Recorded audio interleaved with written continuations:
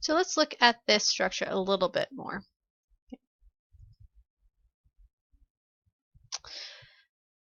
So we can look at nitrogen. Let's go back here. We can look at this structure and see that this oxygen has a formal charge of 0. Okay.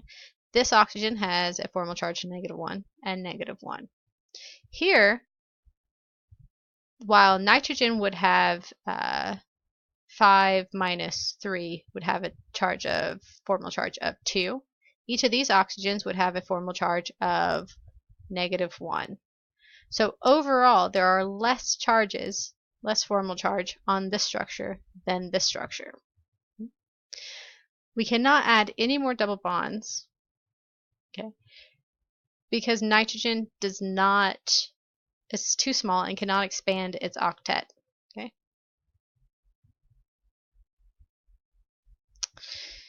But why did we choose that oxygen and not the oxygen off to the left or off to the right?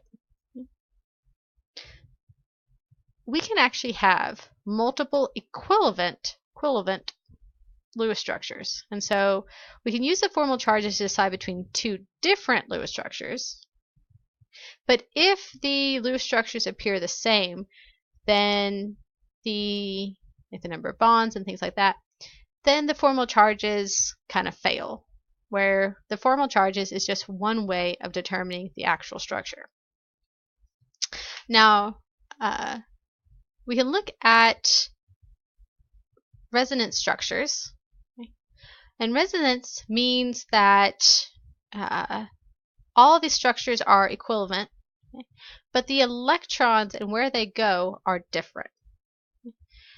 So the arrangement of the atoms is the same, but the placement of the electrons is different.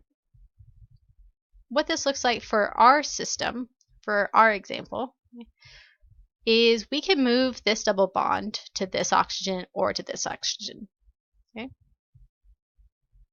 We know from the formal charges that there's at least one double bond.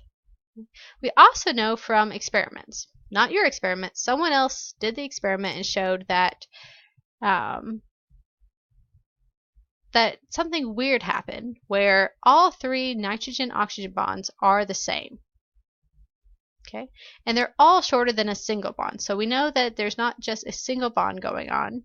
Okay, we know from our rules that nitrogen isn't going to double bond for all of these. So it's not going to have a 2, 4, 6, 8, 10, 12 electrons around nitrogen. It's just too small. So while the formal charges tell us this structure is correct, what is actually going on? Because it seems experimentally this is not our structure. So we can write 2 or more possible structures simply by moving where the electrons are, changing the placement of electrons. So keeping the oxygen here, here, and here. Let's move this double bond to this oxygen. Okay, that means these 2 are single bond. Let's move, or we could have moved this from this oxygen. There are 3 different oxygens. The placement of the double bond can shift.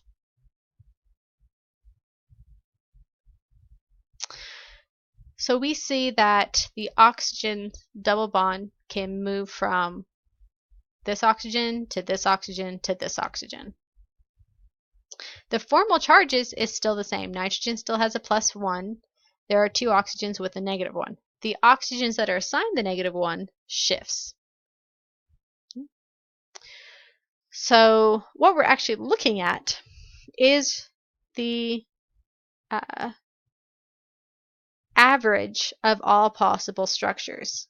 So the electrons are moving, the atoms stay the same. You are in resonance with these 3 structures. So the double-headed arrow between the resonance structures can denote that these structures are equal and equivalent.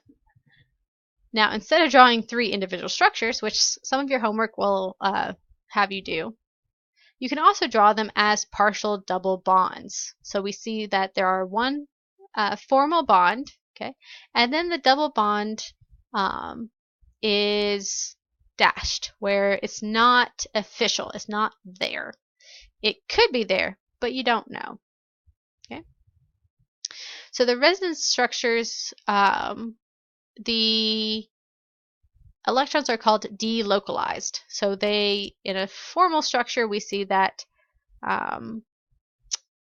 this oxygen would have a double bond, and that's the location. In cases like NO3 and what we saw with the xenon, these electrons are more like smeared out over all of the atoms. The actual location isn't just stuck between two individual atoms. It is through the whole structure. Okay? And so experimentally, what that means and how is that the bond length, the distance between the nitrogen and the oxygen, is equal for all three NO bonds. Because at any given point, the double bond could be on this oxygen or this oxygen, this oxygen or this oxygen. So you don't know. Think about back in chapter 6 when we talked about, the fact that we can't predict where an electron's going to go, right? We just know the probability. And in this case, the probability of finding the electron is equal for each for the double bond is equal between all oxygens. So it is in resonance. We can see that with not just individual structures, but we see that a lot when we look at aromatics. And these, you'll learn way more about this in organic, but I'm just going to briefly cover it, is you have, it doesn't mean they smell good.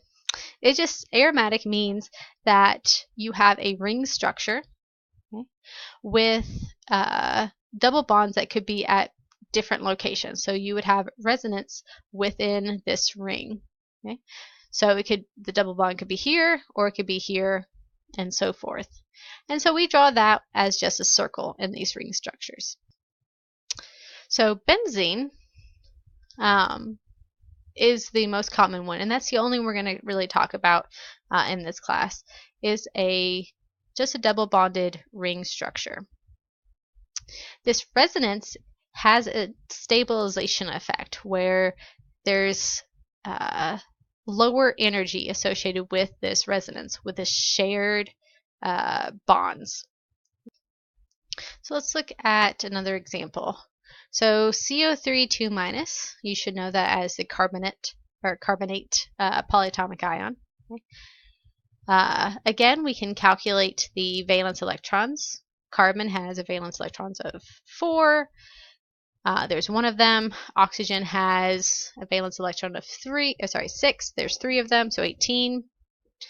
There is a -2 charge. Okay, so there are 2 electrons that are added to the structure, so you have a total of 24 electrons. We can draw the Lewis structure now. Hopefully after at least looking at the Wednesday lecture, you should be able to do this. With charges, again, we want to account for the charge for the whole molecule, so to make sure that you have the brackets and a charge in the right-hand corner. Now, I went ahead and drew a few options, okay? So,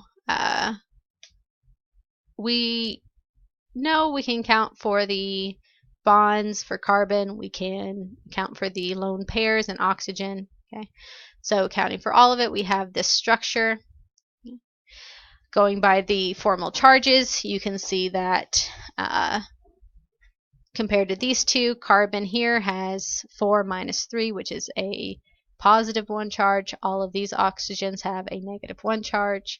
Here, carbon has a 0 charge, which is lower than a +1, and you have at least one oxygen that is happy with a formal charge of 0. But you have 3 oxygens where that double bond could belong to. It could belong to this oxygen, or this oxygen. So we could write it as 3 different structures, or again, just like with the NO3, you can have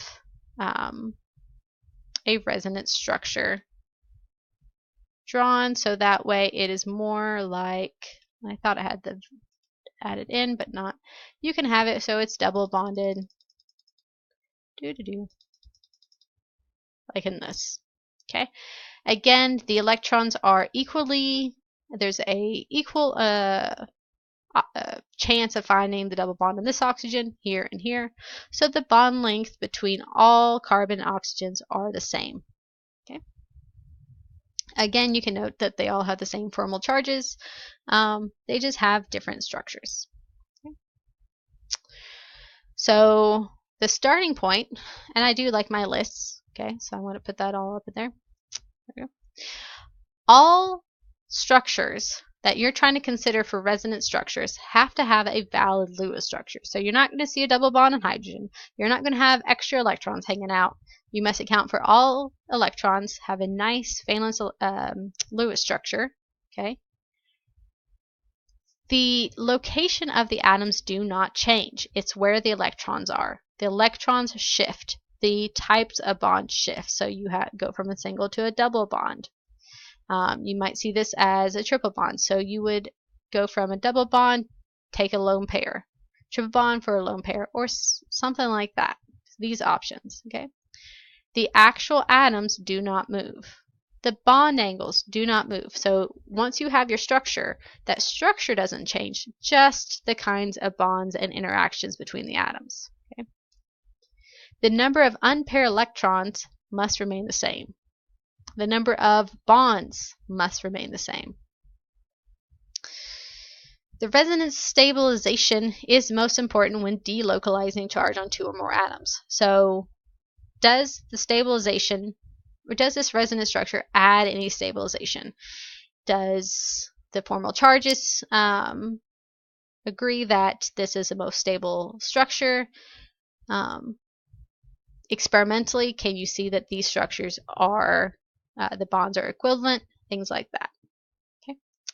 So let's look at this clicker question. Which of the following is false? Okay. So not all resonance structures for a given molecule are equivalent. Resonance structures indicate that a molecule rapidly switches between multiple electron distribution. Resonance structures are necessary when a single Lewis structure is not sufficient to depict the electron distribution in a molecule.